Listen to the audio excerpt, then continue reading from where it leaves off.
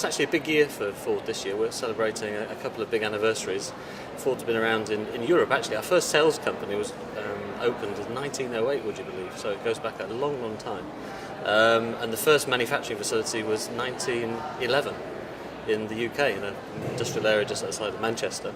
So Ford is actually celebrating its centenary in the UK this year, and we're celebrating 80 years in Cologne, where we're talking to today. So some things that are common everywhere across Europe, whether you're talking to a union or works council in any country, there's some concerns that are generic and universal: pay, conditions, working conditions, job security, those sorts of things.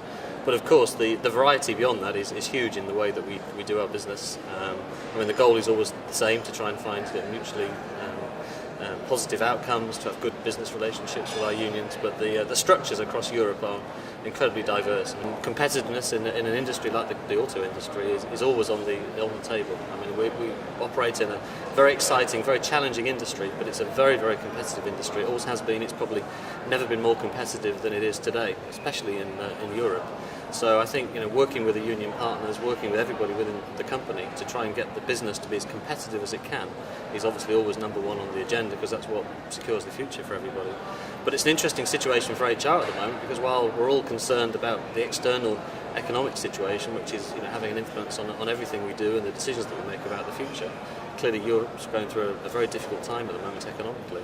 But at the same time, the car industry is an increasingly global business. Ford is nowadays a very integrated global company, and we're a growing company, and we're planning for more growth in the future. So close to home, we've got significant growth in countries like Turkey and Russia, and beyond that, obviously the other BRIC countries, India, China, Brazil, significant growth, and a lot of that growth provides opportunity for the European business. The UK and Germany are still by far our biggest markets. It's where we employ most of our people, and at the moment the pattern of our footprint within Europe is changing. We're remaining very strong and a very significant presence in the UK, Germany, the rest of Western Europe. But one of the key themes at the moment is expanding, in addition to that, manufacturing facilities in Romania, and we're just about in a few weeks' time to launch a joint venture in Russia, where we'll be going into a 50-50 joint venture with a Russian company. So that's one of the HR projects that's keeping me and the rest of the team very busy at the moment.